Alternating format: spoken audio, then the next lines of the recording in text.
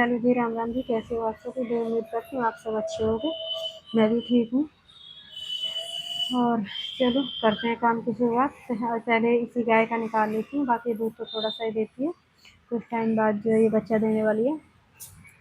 तो भाई आज मैं आपको एक इसी काम करते हुए एक स्टोरी सुनाऊंगी और थोड़ी सी एक पुराने टाइम की बातें बताऊंगी।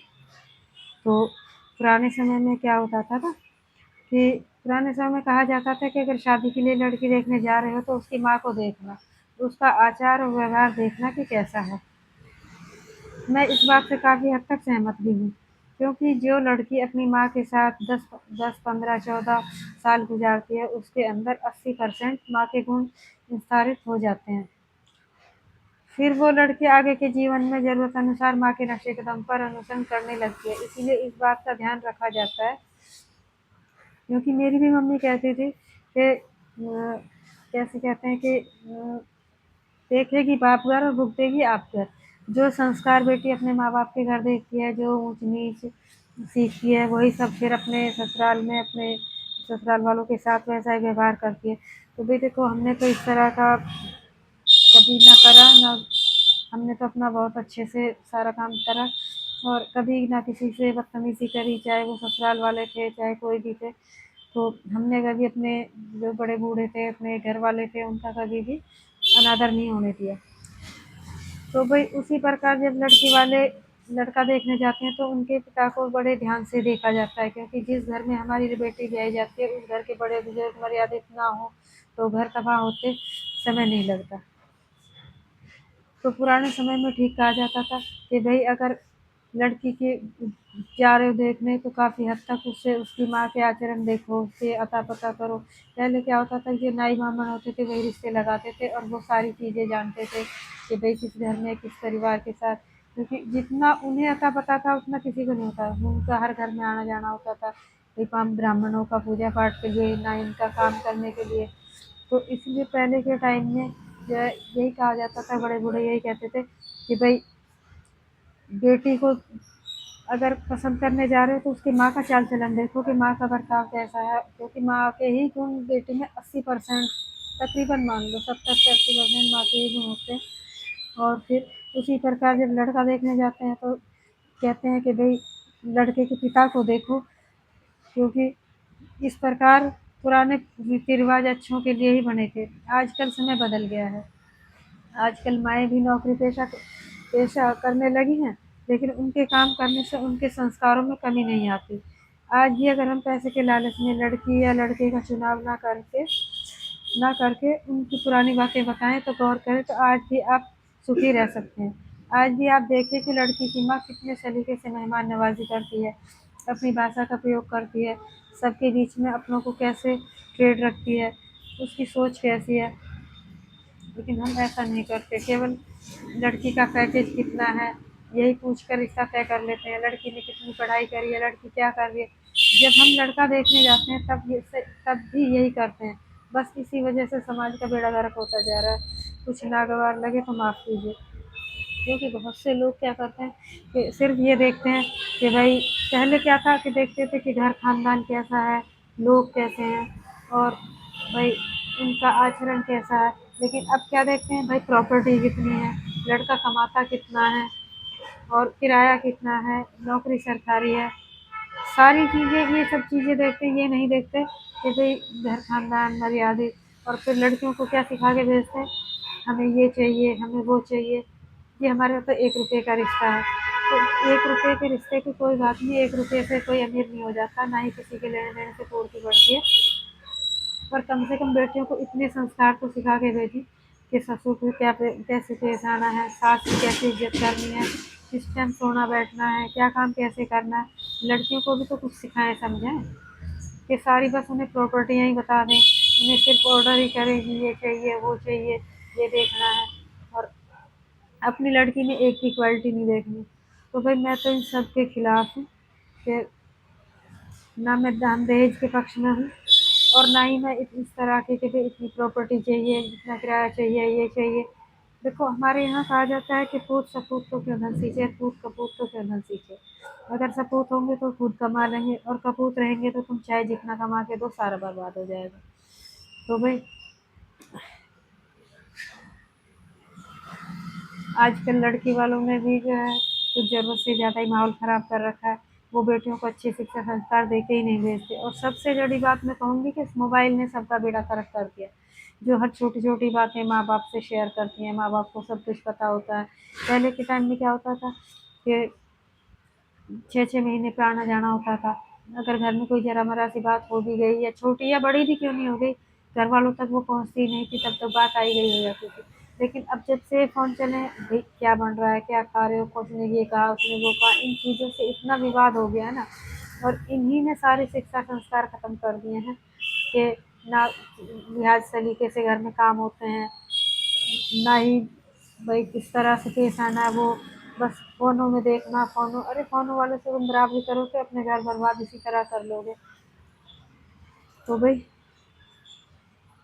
मैं तो काफ़ी आहत हूँ इस तरह की हरकतों से। मैं दान दहेज के भी खिलाफ हूँ। मैं इस तरह के उन, मैं तो बल्कि उन माँ बाप की समझती हूँ कि जो सुबह उठते ही बेटियों को फ़ोन टन-टना के पूछते हैं कि क्या कर रही है, क्या खा रही है, क्या कर रही है। वो ये क्यों नहीं कहते तुम इस टाइम उठे हो, तुम्हारी सास कहाँ है, तुम्हारे ससुर क्या है, तुमने क्या करा, बच्चों के लिए क्या कर रहे हो, पति के लिए खाना नाश्ता हुआ। अजी नहीं, कोई ज़रूरत ही नहीं है, बस अपना देखना है, अपना सोचना है, अपना करना है। ना किसी की तबीयत से मतलब है, ना किसी की जो है भाई किसी परेशानी से। घर वाले ससुराल वालों की, मायके वालों की सारी टेंशन समझ में आ जाती हैं, लेकिन ससुराल वालों की एक भी समझ में नहीं आती। और एक हमारा टाइम था कि हमारे पापा हमें कहते थे कि अगर कोई ज़रा सी गलती हो भी जाएगी तो हर चीज़ बर्दाश्त करनी है, ज़रा सी हो या बड़ी हो, घर से बाहर पैर नहीं निकालना है। और आजकल का टाइम इतना है कि बस कुछ ज़रा सा कोई कह दे हमें बता देना, उसे ऐसे बोलना। तो ये लो भाई, ये आ गई मेरी वायरल काऊ। आज मैंने थोड़े से 1-2 दिन काम फालतू करने हैं, मुझसे तबीयत भी ठीक नहीं है, बुखार भी है और पीठ में बड़ा भयानक दर्द है।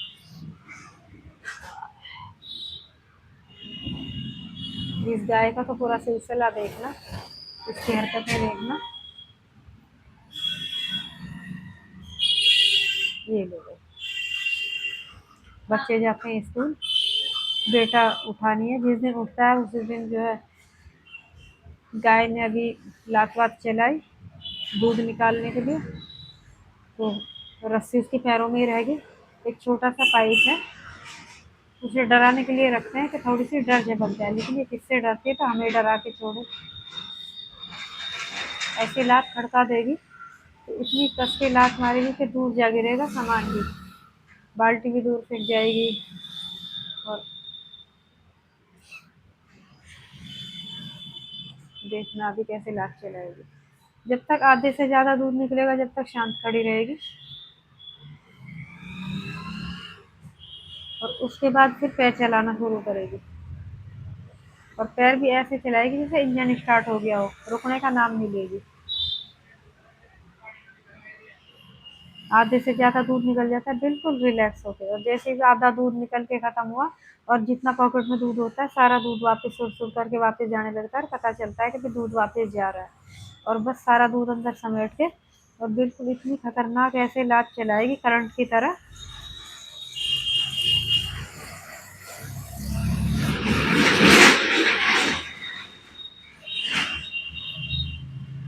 इतनी ज़ोर से लात तो ऐसे मारेगी।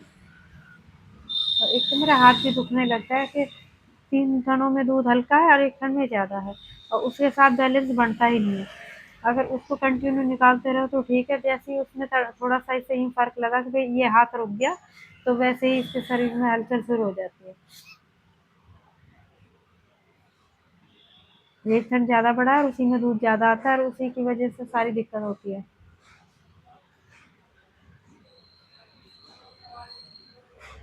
3 थनों का दूध खत्म हो जाता है, लेकिन इसका नहीं होता, और इसी में जब लास्ट में रह जाता है तब ये फिर जो है कस के इलाज चलाती है।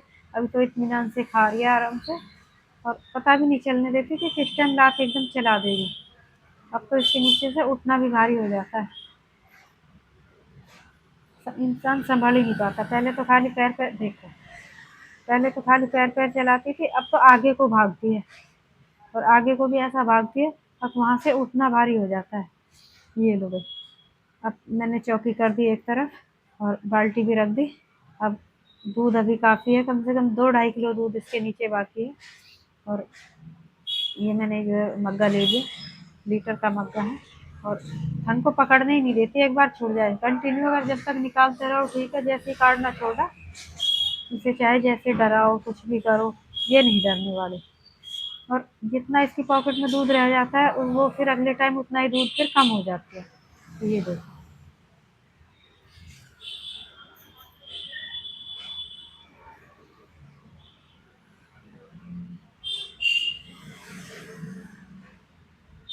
अब मैं तो इसे ऐसे ही छोड़ देती हूँ, बेटा रहता है तो वो एक आध छुड़क देता है।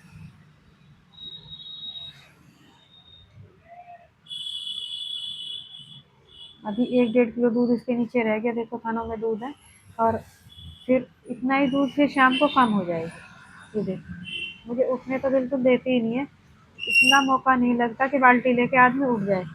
और उसमें फिर लोग कमेंट करते हैं कि ये सब नौटंकी वीडियो के लिए हो रही है। हमने तो वीडियो ही इसी गाय के लिए बनाई थी कि भाई देखो ये गाय कैसे दूध निकालते हैं, निस्तार ये कैसे करती है।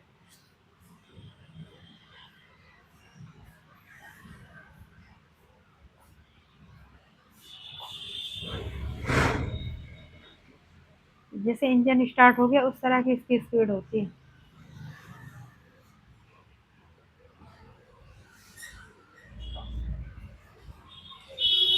बिल्कुल सांस रोक के, जैसे भारत पाकिस्तान का मैच होता है ना, और सांस रोक के लोग उसे देखते हैं लास्ट टाइम में, इस तरह की स्थिति इस गाय के नीचे होती है हमारी। कि किस पल क्या हो जाए, इतना सांस खींचना पड़ता है कि बिल्कुल पूरा ध्यान इसी पे केंद्रित करके।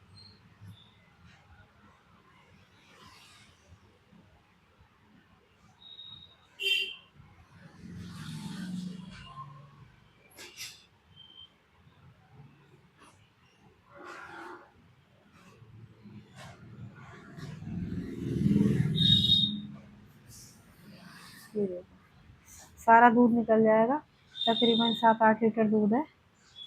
और लास्ट में 1.5-2 लीटर दूध रह जाता है। तो जैसे मैं बार बार में रिवर्स करके दिखा रही हूँ कि एकदम से ऐसे भागेगी ना कि संभलना मुश्किल। पहले तो पीछे पैर चलाती थी और अब तो आगे को भागती है, ना खुद संभल पाओ ना बाल्टी संभल पाए। जैसे एक युद्ध लड़ते हैं ना, उस तरह की स्थिति इसके नीचे रहती है।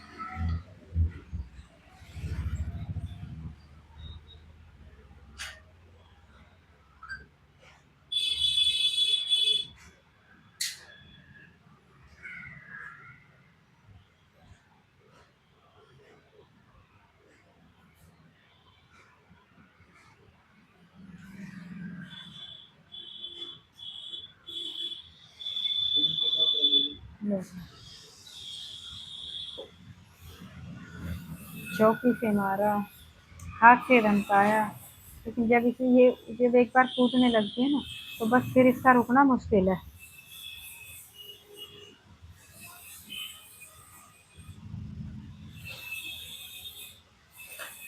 चलो, हाथ में लगी लाश। अब दूसरी गाय का, एक गाय का और दूध निकालूं। उसके बाद आज थोड़े से उपले बनाऊंगी। गोबर डालना है, गाय को नहलाना है। और इन गायों को थोड़ी सी दवाई भी स्प्रे करूँगी, ज़्यादा नहीं करूँगी, ज़्यादा करने से जो है मुझे उस दिन गायों की दवाई लगाई थी तब इतना नज़ला हो गया, इन्फेक्शन हो जाता है। तो जब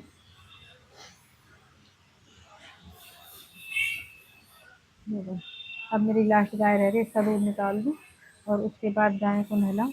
और गोबर पहले ही डाल चुकी हूँ, एक तसला भरा रखा है, उसे बाद में डालते हैं। और फिर उपले बनाऊँगी। दूध भी ठीक ही है, हवा भी चल रही है, थोड़े से जो है पहले से जो बना रखे हैं उन्हें उल्ट उल्ट करना है। थोड़े थोड़े ही बनाती हूँ ताकि जगह भी नहीं है ना, एक छोटी छत है उसी के ऊपर बना रही। पहले तो बड़ी छत पे बनाती थी, लेकिन अब जब से बेटा गया तब से मेरी इतनी हिम्मत नहीं पड़ती, ना ही मेरा मन करता है। बस सिर्फ थोड़े से बनाती हूँ। अब जो ये बेटे हुआ या कोई हुक्का हुक्का बनाना होता है उसके लिए, और कभी थोड़ा बहुत उनके लिए दलिया वगैरह बनाएंगे, इसलिए। तो चलो भाई, लास्ट गाय का दूध निकाल के, और ये गाय मेरी ठीक है। ये आराम से जो है ये भी लास्ट में अब करने लगी उसके देखा देखी। कहते हैं ना कि खरबूजे को देख के खरबूजा रंग बदलता है, तो वही हाल इस गाय का भी हो गया। उसकी देखा देखी अब ये भी परेशान करने लगी। ये बहुत सीधी तो नहीं है खैर, ठीक है, पर इसको जब ज़्यादा दिक्कत करती है, जब थोड़ा-सा कहीं से थन-वन कट जाए या कीड़े-वीड़े हो जाते हैं, वो सूजन बना लेते हैं, तो ये भी करती है इस तरह की हरकतें। पर अब तो उसकी देखती है ना रोज़ की वो भी ऐसे करती है, तो ये भी लास्ट में आके ये भी ऐसे पैर चलाने लगी। और मुझे तो डर लगता है कि कहीं किसी दिन ये भी दूध ना गिरवा दे। अभी 2-1 मिनट इनको जो है अच्छे से थन-वन धो के साफ करके और बढ़िया से जो है बिल्कुल साफ करके, क्योंकि यहाँ नीचे बैठती हैं पेशाब की गोबर की बदबू ना आए दूध दूध में। बच्चे बड़ा सूंघ सूंघ के इस्तेमाल करते हैं, तो मुझे तो अपनी गाय की तो आती नहीं, लेकिन दूसरी जगह जाती है तो वहाँ मुझे बहुत आती है। नाक भी मेरी बंद हो रही है। फिर यहाँ अभी 2 हफ्ते पहले मैंने स्प्रे करा था गाय को ही, तो वो दवाई जो है जब स्प्रे करा था तो उसमें मेरी नाक से एलर्जी टाइप की ऐसे हो जाती है, तो पूरी नाक पक गई थी अंदर तक। और तब से अभी तक ना गला ठीक हुआ है ना ही नजला। नजला भी जैसे सूखे वाला होता है तो वो सर का दर्द और आंखों में दर्द। कहते हैं ना कि सूखा नजला आंखों पे पड़ता है, बालों पे पड़ता है, तो वही हाल हो रहा है। यहाँ तो हर जगह पड़ रहा है।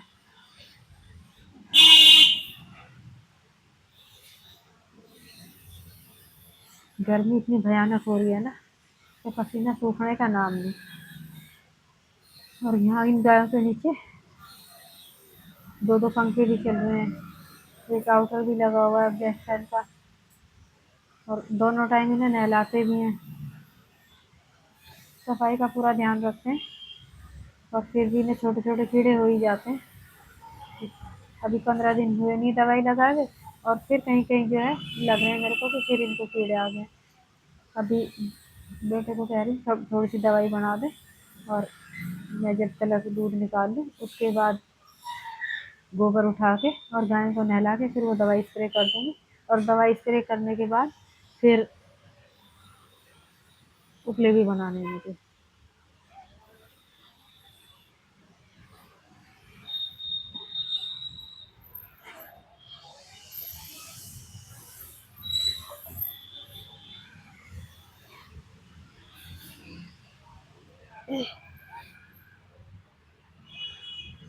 इसका भी ना पूरा ध्यान रख के दूध निकालना पड़ता है, सांस रोक के, कि कहीं ये भी ना कूद जाए।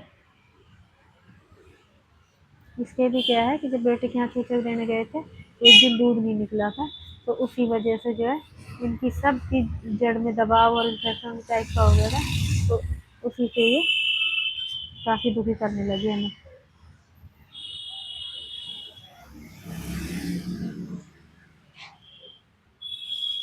चलो तो इसका दूध भी निकल गया, और अब दूध की बाल्टियाँ अभी रख देती हूँ यहीं। बेटे को बोलूँगी या तो वो रख जाएगा, नहीं रखेगा तो फिर बाद में ले जाएगा। मैं बाल्टी छोड़ के और शुरू करती हूँ काम। आप भी यूँ कहोगे कि कहानी कहाँ से शुरू करी थी और कहाँ आ गए, तो भाई मेरे मन में जो बात थी मैंने आपको कह दी। क्योंकि हमने हमने जो देखा है ना वो आने वाली नस्लें नहीं देखी, हमने बहुत कुछ देखा। हमने अमीरी गरीबी लोगों के रहन सहन, देसी और विदेशी, हमने हर तरह का जीवन देखा है, और हमने सभी तरह का जो है बर्दाश्त भी करा है, देखा भी है, झेला भी है, हर तरह की। लोग ये लोग देखो, मैं कह रही थी ना कि ये भी अब लास्ट में ऐसे करने लगी।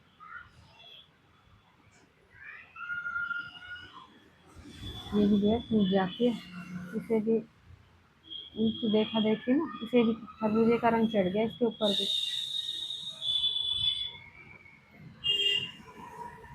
थोड़ा सा टहली थी, मैंने थोड़ा हड़का दिया, फिर हो गई शाम, तो मैंने कहा चलो निकाल ही देती हूँ। सुबह हमारे यहाँ जो है लेट हो जाता है, शाम को भी अंधेरा होने लगा, तो दूध तो कम ज़्यादा बैलेंस हो ही रहा खराब।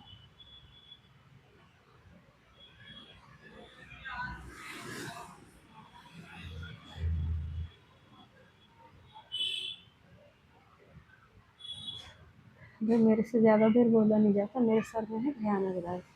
और मेरे चैनल पर रिक्वायरमेंट हो रही है कि आप लॉन्ग वीडियो डालो, वॉच टाइम बढ़ाओ, तो अब लॉन्ग वीडियो बनाने के लिए तो कंटिन्यू बोलना पड़ता है और मेरे से बोला जाता नहीं। और किसी और का बोलना चलेगा नहीं, उसका आ जाएगा कॉपीराइट। और मैं कंटिन्यू ज़्यादा देर नहीं बोल सकती, क्योंकि मुझे बोलना बिल्कुल भी पसंद नहीं है, ना ही मुझे बोलना अच्छा लगता है, मुझे कुछ अच्छा नहीं लगता। सिर्फ मजबूरी में अपने जीवन को धक्का दे रही। थोड़ी सी जिम्मेदारियां हैं, थोड़ी सी मजबूरी है, जिसके लिए मैं लगी पड़ी हूँ। वरना बच्चे छोटे हैं तो चलो भाई, सारा गोबर मैंने पहले ही डाल दिया था। ये लास्ट में जो है थोड़ा सा बचा है, इसे तसले में भर लूँ और उसके बाद इन गायों को नहला दूँ। बेटा जब तक बाँट वाँट डाल रहा है, आ गया था ये भी मेरे साथ, तो बाँट डाल के वो खड़ा हो गया और हमने चला दिया पानी। पानी से अब पहले मैंने धोए अपने हाथ और उसके बाद थोड़ा सा लगाया पैरों पे पानी। बेटा कहने लगा सारे दिन इन हाथों को और पैरों को धोते रहते गड़ जाएंगे। तो भाई मुझे किसी का काम समझ में ही नहीं आता और बस यूँ समझ लो कि मैं फुल करंट की तरह इधर उधर चलती हूँ। वो कह रहा है कि अभी इधर से अभी उधर से। मैं एक एक बार सबको ज़्यादा देर पानी वेस्ट नहीं करती। मैं नीचे नीचे इनके पैर वैर गीले करे, फर्श को गीला करा, तब तक फूल जाएगा। चारों तरफ पानी मारा और उसके बाद फिर फुरैरा लेके, हमारे यहाँ फुरैरा बोलते हैं जिसको गाय को नहलाते हैं, तो उससे गोबर पानी सब छूट जाता है, उससे रगड़ के नहला देते हैं। तो मैंने पहले गायों को गीला कर दिया और खरंजे को गीला कर दिया। उससे जो ये एक्स्ट्रा गोबर या गंदगी वैसे तो सारा तो मैं उठा ही लेती हूँ। देखो फर्श भी साफ है, गद्दे पड़े हुए हैं, फर्श साफ है, गोबर गोबर में सारा उठा के डाल देती हूँ। और उसके बाद हमारे यहाँ जो नाली से पानी बहता है उसके लिए जो है कोई कह नहीं सकता है कि नाली में गोबर आया है, तो बिल्कुल साफ खरंजा आप देख सकते हो। और बस गाय गीली कर दी मैंने और फर्श पे भी चालू सा पानी मार दिया और अपने हाथ पैर फिर धो लिए। फिर कह रहा है कि ये गड़ जाएंगे। अब मैंने बेटे को बोला कि अब मुझे उठा दे गोबर और मैं जाती हूँ उपले बनाने और अब तुम इन्हें नहला दे। तो मैंने अच्छे से जो है खरंजा साफ कर दिया और गायों को गीला कर दिया और मैं पहुंची छत पे। छत पे 2 तसले गोबर मैंने पहले से डाल रखा था और 1 तसला मैं अब लेके आई। ये भाई मैंने इन पे जो हमारे यहाँ कनागत बोलते हैं, श्राद्ध पशु जो है, उससे 2 दिन पहले ही उपले बनाने स्टार्ट करे थे शुक्रवार को।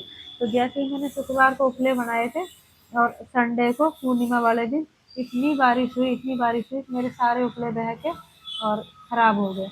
वही उपले फिर मैंने छेड़े नहीं, मैंने थोड़े बड़े-बड़े से और मोटे उपले बनाए थे, तो उन्हें छेड़ा छुआ नहीं, वो ऐसे ही पड़े हैं। बीच में सिर्फ 2 ही दिन बनाया और वो 2 दिन के उपले बाउंड्री पे रखे हैं एक-एक तसले से। और अब आज 3 तसले डाला, अब मैं उपले बना देती हूँ। ना ज़्यादा छोटे हैं, ना ज़्यादा बड़े हैं और इन्हें छेड़ती-छूती नहीं, ये तो पड़े-पड़े हो ही जाएँगे। इस दिन वाले भी जो है ये उधर बाउंड्री पे मैंने पलट के सुखा दिए। 15 दिन में अभी ऐसे हुए हैं। 10 दिन तक तो उन्हें छुआ ही नहीं था, वो बारिश से वैसे हो गए थे। 10 दिन बाद उन्हें थोड़ा-सा सरकाया था और अभी जब उपले बनाने आई, तब फिर मैंने इन्हें उठा के उलट के रख दिया। क्योंकि एक आध इसमें दाना-वाना होता है ना गोबर में, तो चिड़िया सारे उपले खोद-खोद के खराब कर देती है, चिड़िया, गिलहरी। तो हमारे यहाँ जगह नहीं है, इसलिए हम छत पे उपले बनाते हैं। तो छत पे मैंने 2-3 तसले गोबर डाला और ये उपले बना दिए। उसके बाद बस ये लास्ट ही रह रहा है। कल ना ले गए?